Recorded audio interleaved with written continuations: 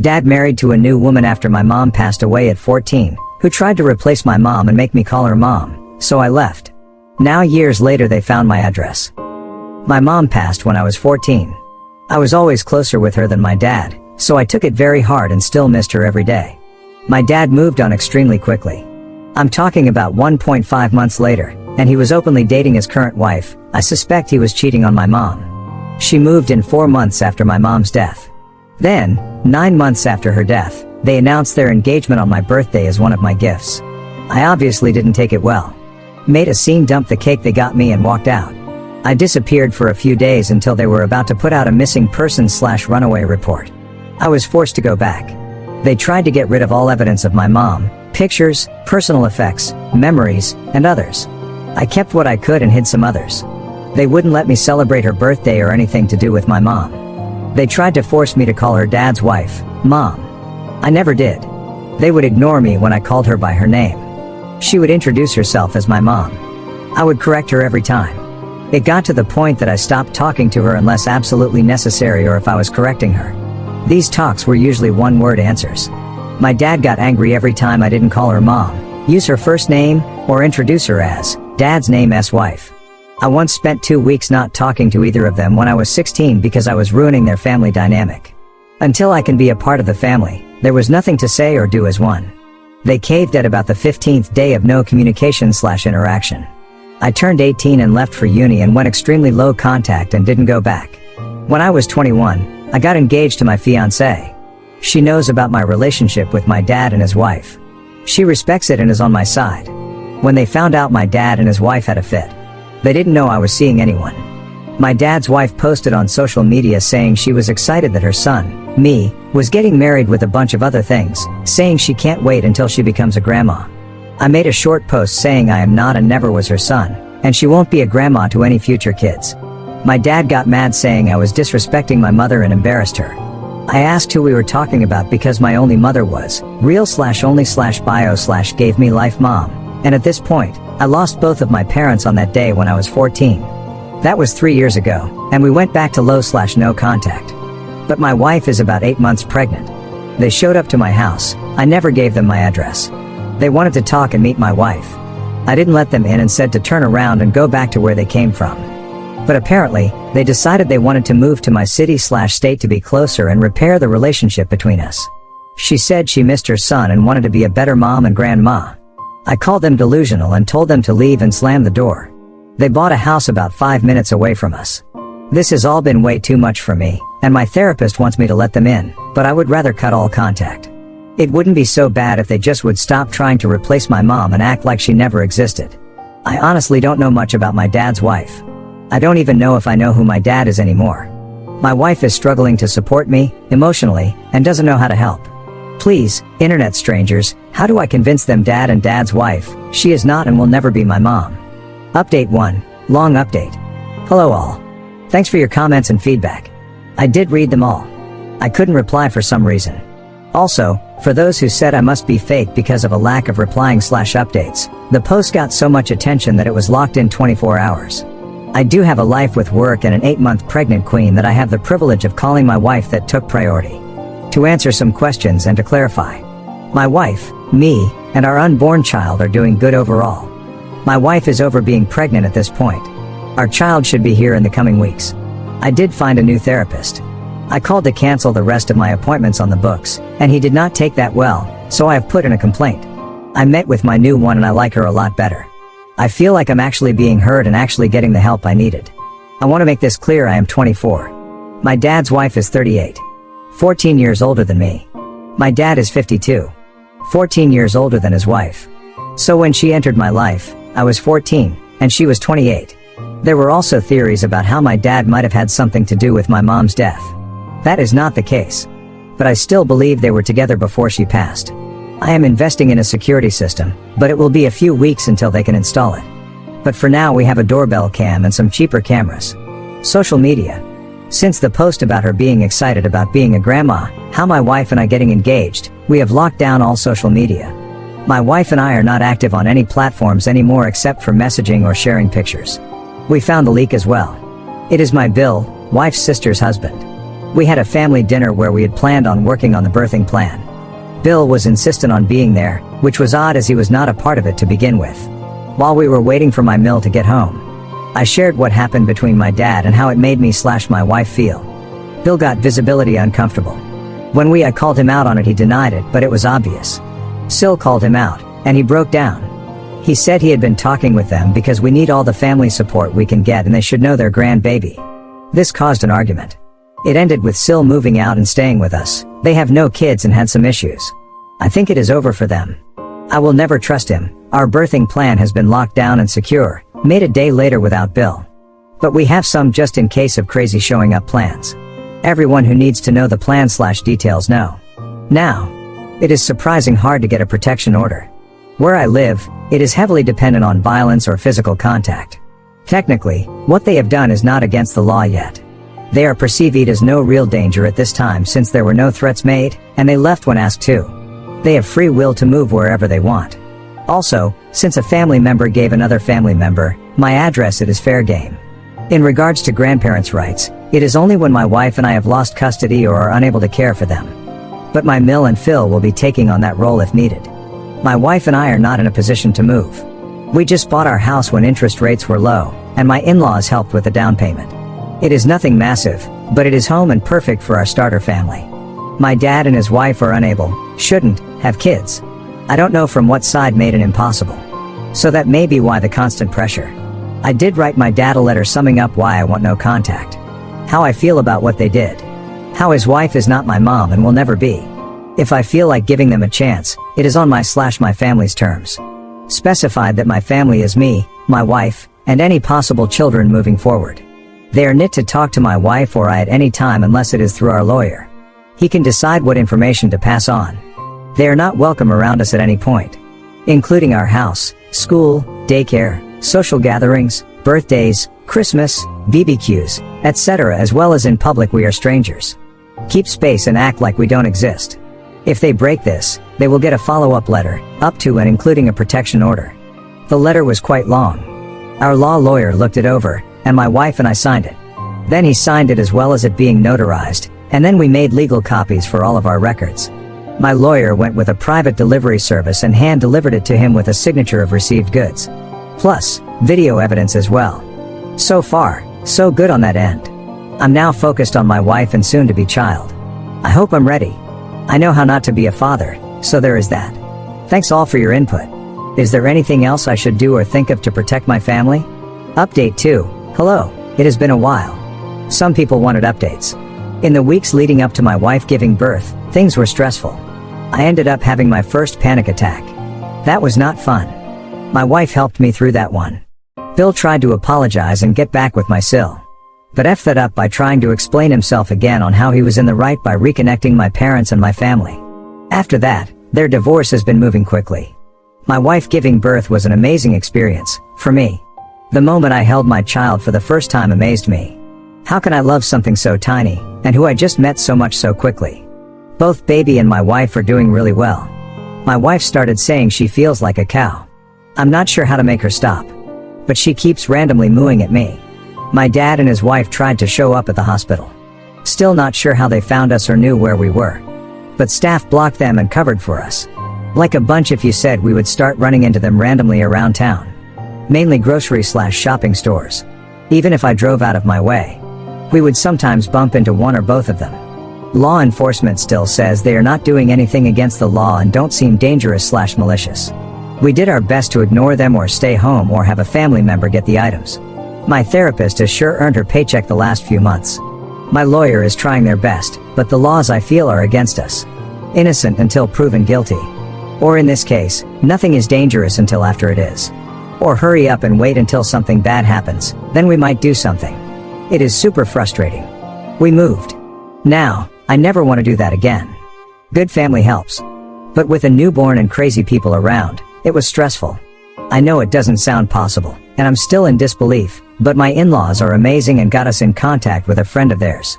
Long story short, these friends wanted to downsize since all of their kids moved out. Told in-laws and brought them over. We ended up coming up with a really good deal. Our new home is bigger on more land but needs a lot of work, still baby friendly. It is old and outdated, but we have been making it ours. We are not rich by any stretch of the imagination. We have a good network around us. I'm also doing 99% of the work to the house myself. Sil moved in and helped us make it possible. Since moving, we had not seen my dad or his wife. That was until about 2 weeks ago. I was going to update and did write all of the above then. Since my lawyer contacted me saying my dad reached out and wanted to talk, I tried to say hard pass, but they advised me by saying, I think it would be in your best interest. We set up a date and time in public. 3 days later, at a coffee shop, we met up. Even though we were early, they were waiting for us. It was just my wife and I, also a paralegal from my lawyer's office undercover. I could see the disappointment in their eyes that our child did not come with us. It started awkward AF. They started some BS small talk, but I just said, what do you want? Well, my dad's health is not well and is going downhill steadily. May have 2-ish years at most. They showed scans, doctor's notes, tests, and other items to prove it. I was quiet the entire time they talked, and all I could think about is that sucks for him. It was like getting news that someone you knew of when you were a child died or is sick, like a neighbor or an old babysitter. For me, no real emotion or feelings because I feel like I didn't have a real connection with them. My wife knew I was irritated and tried to silently calm me down. When they were done, I said something to the effect of, I'm sorry this happened to you. I hope you get better. Then, I got up to walk out. His wife opened her mouth and said something like, that's it? That all you have to say? You owe it to him too. I didn't let her finish and went off on them. I said everything that I had been saying in my head for years. A practiced monologue I started when I was a teen. Highlights include but are not limited to, how he owed me more than anything. How he ruined any type of relationship the moment he started thinking with his dick. When he tried to erase my real and only mom. Neglect, abuse, over-punishment, the works. Then, I finished with my real mother, died when I was 14. Pretend I did as well because that is when he, my dad, became dead to me. Now, looking back, I find it in a way funny that my 5'4" wife was holding back a 6'3" 200+ guy. But they kinda looked like fish opening and closing their mouth. My wife then escorted me away. When we got the car, I had my second panic attack. But since things have been quiet but still fresh, I'm struggling but working through it. When my wife notices me zoning, she just hands me our child, and things get better. Sorry for the long read if you're still here. I hope you all have a wonderful day, and may your life be blessed. Next story, BF moved in with his nephew, but started being mean to him for being different from my athletic son. When I planned to break up with him, I found out he was cheating the whole time. 4 years ago I met Bob, 40M. Bob had recently become the guardian of his nephew Ben after the death of Ben's parents in a car accident. Ben is the same age as my son Jason, 11 at the time, now 15. At first it seemed perfect. I was over the moon at finding a man who was not put off by the prospect of taking on a soon-to-be teenage stepson. Jason's father is not in the picture, and in spite of being very different personalities, the boys got along from the beginning, so Bob and Ben moved into my house within less than a year.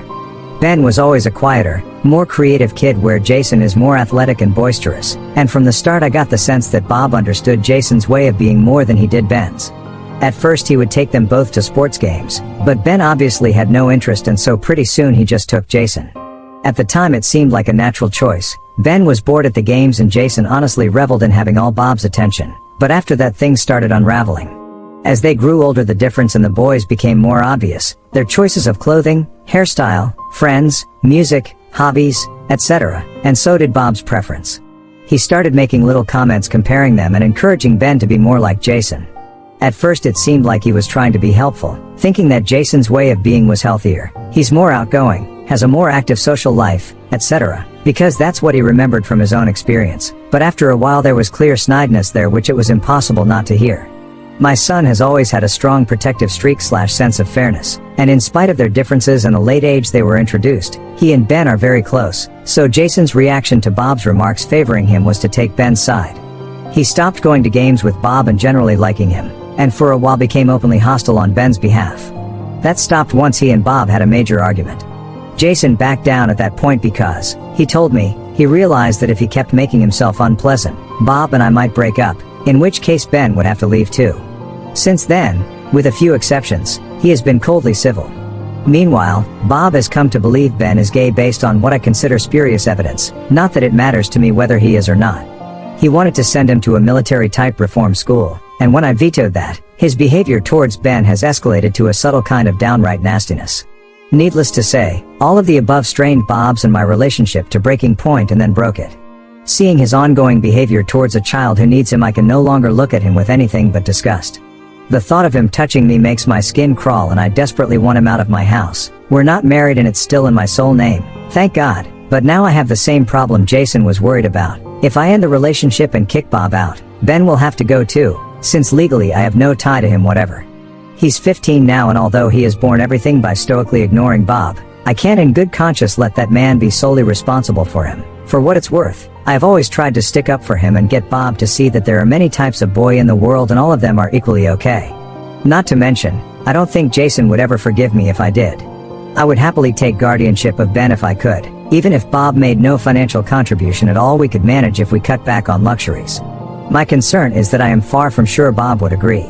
However he personally feels about Ben. Ben is still his flesh and blood, and Bob feels strongly about that. To be honest, I think it's part of the reason he resents Ben so much. Ben is the last of the line and not turning out how Bob thinks his family should be represented. If I were to start a conversation along those lines and Bob refused to allow Ben to stay, it would be incredibly difficult to roll back. The idea of having to continue to play a supportive wife to stop him leaving of his own accord for another 2.5 years, till Ben turns 18, sounds like a nightmare, but the alternative is worse. What is the best way to manage and get through this? Edit. Thank you all so much for your support, advice and kind words. Your comments have given me a lot to think about, and I will be making contact with a family lawyer shortly. Update. Hi again everyone. I posted about my family problem about a month ago and was bowled over by the amount of kind and extremely helpful comments I got. Someone requested an update, so I'm posting now to tell you what's happened since. To be honest, it's also to unburden myself. The boys are really sweet, but I obviously can't talk to them about these things, and there aren't a lot of people in my life I feel comfortable sharing all the details with. I suppose I'm embarrassed.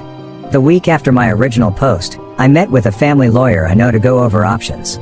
I actually wrote down the legal suggestions posted here to discuss with her, but unfortunately, after going over each and several others in detail, we had to conclude that for each one, while it might technically be feasible, it would either take too long to be practical, or require things from Bob or from Ben which for various reasons were not ideal.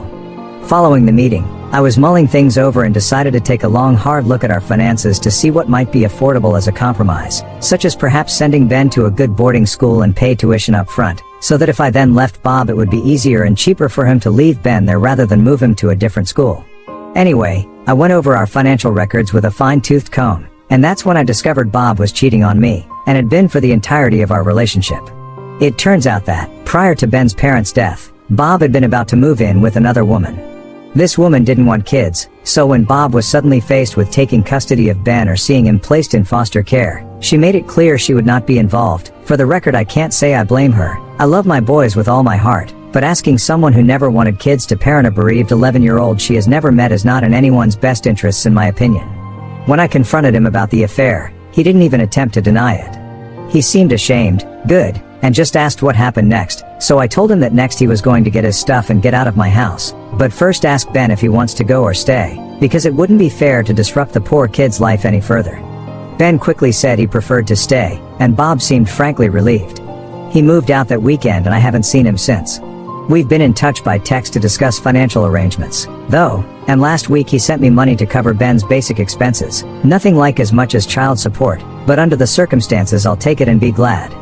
From his attitude I take it that he's seeing this as a long-term thing, but even he doesn't. According to the family lawyer, his leaving Ben with me even for a while, along with Ben's age and the fact that Bob is his guardian rather than his father, would make it easier to build a case for Ben to stay even if Bob does try to fight it. The lawyer is confident that such a battle could be won, or at least dragged out till Ben is 18 and it doesn't matter anymore. So that, as you can imagine, has been an enormous relief. That makes it that much harder to admit that finding out about Bob has still hit me hard. The fact is that, even though I was absolutely done with him and wanted him out, there was a time I truly believed he wanted to be with me and that we could build a life together. I knew our relationship wasn't a romance for the ages or anything like that, but it was by far the best I'd had since before my son was born, and I really thought we cared for and valued one another. Now I realize that all he ever wanted from me was a mother for Ben. He as good as admitted it, and in retrospect it makes complete sense. That's why he never wanted to get married or buy into my house even though I offered, though now of course I am grateful. because he wanted to make it as easy as possible to split from me once Ben was old enough to no longer require my services. I think it might even explain why he was so hard on Ben and grasping at straws for a reason to send him away. I never expected it of him based on what else I knew, or I never would have been with him. But if he was blaming Ben for getting in the way of his life and simultaneously feeling guilty for, that could turn a mild-mannered person mean, I think. Maybe he even thought if Ben was away most of the time, the other woman would be willing to compromise for a few years? I don't know. I've even been wondering whether he decided to pursue me before we'd even met. The boys met first through an extracurricular where they became friends. It's possible that Jason mentioned my being single in passing, allowing Bob to identify me as potentially suitable before we ever met. I'm sorry this is such a mopey post. I truly am grateful for the way things worked out. I think it's the best possible solution for everyone under the circumstances, and not one I could have achieved without Bob's help. And the boys have been wonderful. They didn't know I was trying to get Bob out anyway, so they've been treating me very gently, or as gently as you can expect teenage boys to be, anyway, and trying to pretend they aren't thrilled Bob is gone when I'm in the room. I'm glad of that, to be honest. I am so grateful he's gone and Ben is still safe here with us. I just need a bit of time to really remember it, I think.